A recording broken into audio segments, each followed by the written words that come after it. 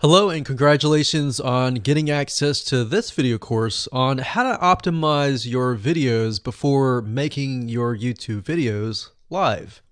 So this is video number 1, which is the introduction to YouTube search engine optimization. So I want to first start out by saying the goal is to focus on doing the right amount of keyword research and video file automation before actually uploading any of it to YouTube. So essentially this is all about what most people forget about doing before making their YouTube video live.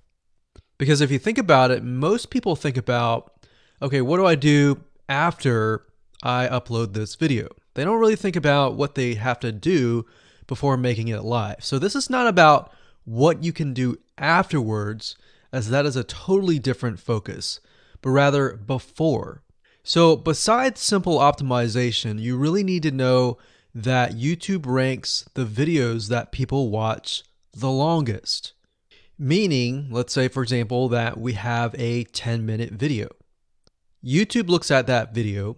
They look, yes, at the likes, dislikes, and comments, but they also look at, okay, do people actually watch most of this video? And based on, let's say, 1,000 views, how many of those 1,000 views actually watched either 50% or 100%, or how many minutes total? 1,000 times how many minutes was watched. So they really look at how long people watch the videos as a whole. Meaning the more viewers and the longer that they watch, that will get you ranked up further and further up. So instead of focusing on, spammy tactics, tons of backlinks, and all of that, our goal here is to really focus on the user experience. So what I want to do now is give you a quick overview of what's inside this video course. This is, of course, video number 1. Video number 2 is going to be about competitive research, or in other words, researching your competitors to kind of get a better idea of why YouTube is ranking those videos. Video number 3, we'll talk about highly searched keyword terms and how you can find those for your product or service or whatever you're trying to promote. Video number 4, we'll talk about your title and your description. Video number 5, we'll talk about video file optimization. So we're going to optimize the actual file, because each file has essentially information in it. And of course, video number 6 will talk about why your thumbnail is important and how to make it professional and good looking. And video number 7 will talk about video length and why that matters. We talked briefly about it just now, but I'm going to dive in deeper in that video. And of course, last but not least, I'm going to give you a secret tip on how to outrank your competitors in video number 8. So before we get started, I want to talk about what you need to have in hand. You're definitely going to need your product or service and an idea of the niche that you're targeting. You also need to have a video that is ready to be uploaded.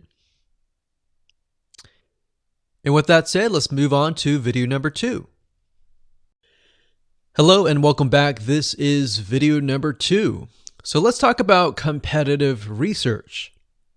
You see, the best way to understand how you can rank better is to know what is already ranking in your niche or your market.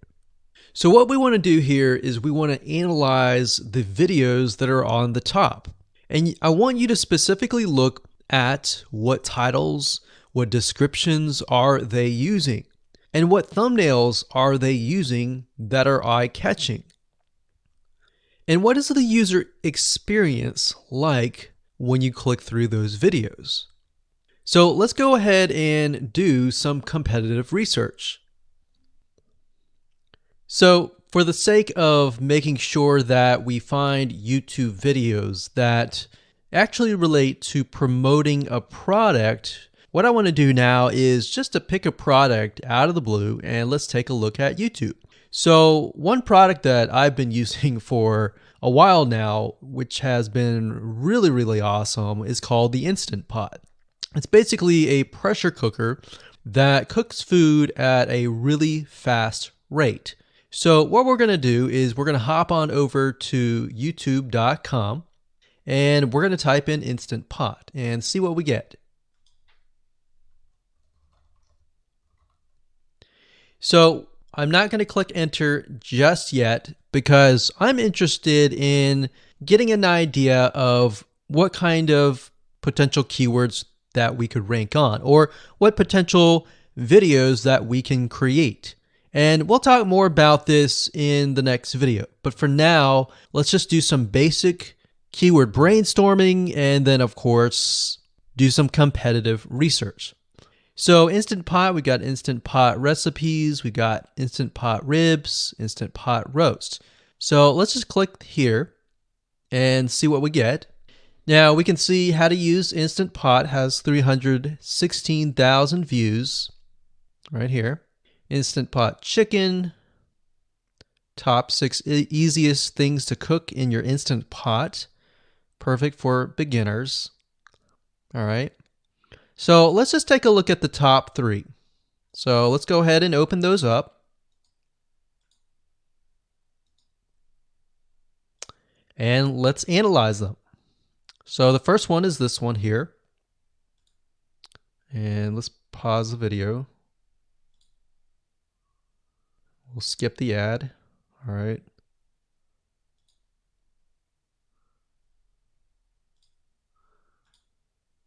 Okay, so how to use the Instant Pot 101 for beginners. So if we think about the type of audience that the Instant Pot attracts, it attracts somebody who has a busy life, who may be a beginner at cooking and just wants a quick and easy meal done fast.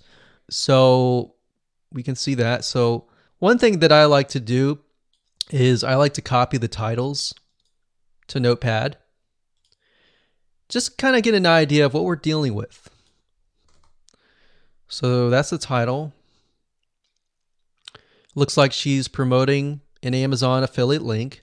We can see that here, Amazon.to. We've got Instant Pot hacks, Instant Pot yogurt, and all that. So what she's doing, it's very funny, but she may not realize she's doing this, but what she's using is a method called siloing. And she's basically telling YouTube, hey, not only do I have this video on Instant Pot, I've got Instant Pot hacks, yogurt, recipes, and other recipes. So let's just copy that in here. So that's video number 1. So we're going to rank it from video 1, video 2, and video 3. Let's scroll down a bit. We've got 373 comments. I will say when it comes to YouTube, they're looking for engagement. So comments is good, likes are good, even dislikes are good as well. Even though dislikes are bad from a human standpoint, it tells YouTube that there is engagement. All right. So sometimes we're going to be able to view, we can't do it here, but sometimes you'll actually be able to view more data. But for now, you can't hear. Now, we can actually dig deeper if we want to. So let's just take a look at Natural Brittany's YouTube channel. Because when you're doing competitive research on YouTube, it's not just that particular video. It's actually the whole YouTube channel as a whole, the authority that that channel holds. So she has 116,000 subscribers. Click on the videos. She has a good amount of videos that talk about anything, looks like from cooking, from budgeting, from grocery, a lot of very similar videos. So let's scroll down. And now let's go ahead and take a look at the second highest ranking video. So if we go back over to here, and this is the Instant Pot chicken, cook with me, meal planning, meal prepping, Sunday setup. So let's go here, take a look.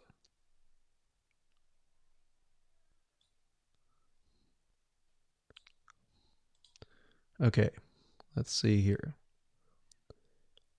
So it's a 20-minute video, all right? And it has 658 likes, 5,000 views. If we take a look at this video here, this has 320,000 views and 7,000 likes. Now, notice how it says 13 minutes here, and notice how it says 20 minutes here. We'll go back to this later on. All right, so we'll talk more about why a certain amount of time of your video is important, why the timing is important. And why is it that this lady has only 5,000 views, whereas the other lady has 300,000, and this lady is ranked right below that lady? All right, so why is that important? And why does that correlate to the time? So we'll talk more about that later on. But for now, let's just do competitive research.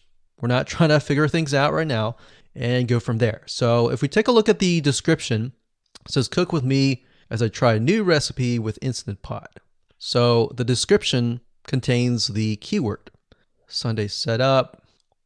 Looks like she's got some Amazon links.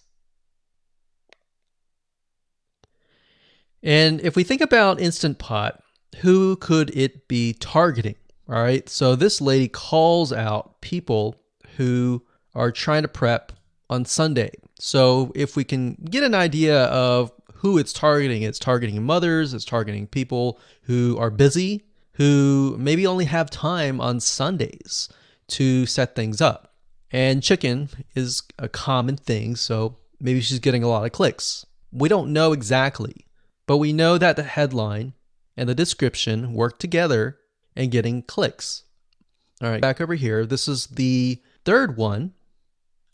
So let's take a look at this one. So this one is 8 minutes, but it has a lot more views than those other two videos, but it's shorter.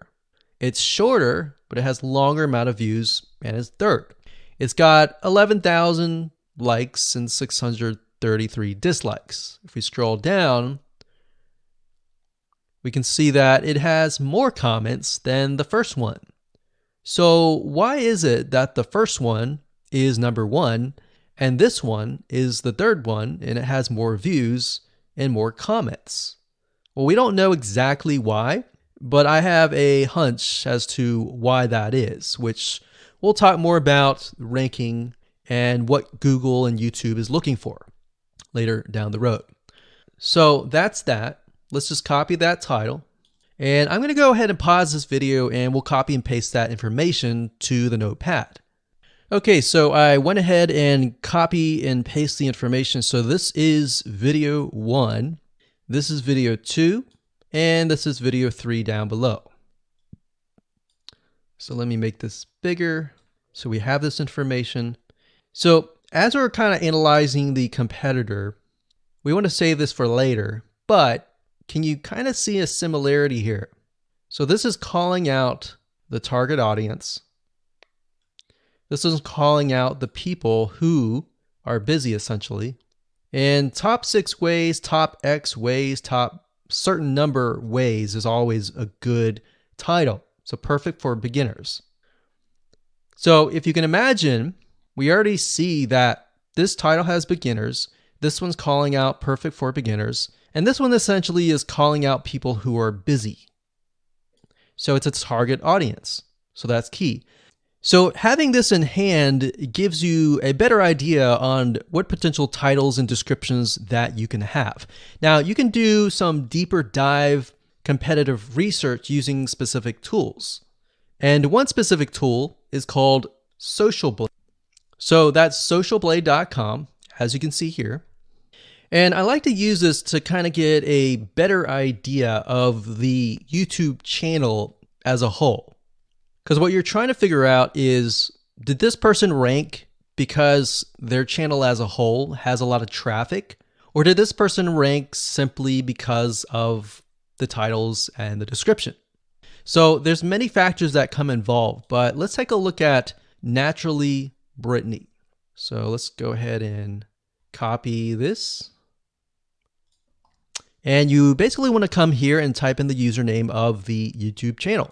So we'll go ahead and click this here. Okay, so we can see here that this is Naturally Brittany, 116,000 subscribers. She's got 19 million video views. So that kind of gives us an idea of how easy it is to break through. Is it easy? Is it going to take a little bit work or what? So let's just go ahead and open her up, and let's do the same thing with the other videos.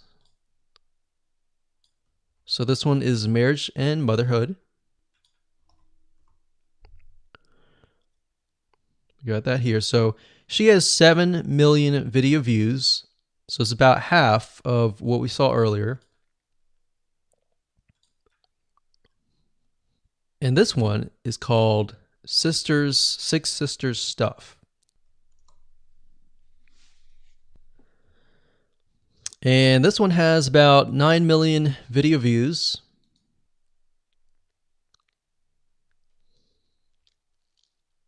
So right off the bat, we can see that if we were to rank on the keyword Instant Pot, it's going to take a lot to break through. But the way we can break through is by using essentially subcategories of that keyword. So Instant Pot recipes or Instant Pot chicken recipe, stuff like that. So we can see that each one of these has about 100 to 200,000 subscribers.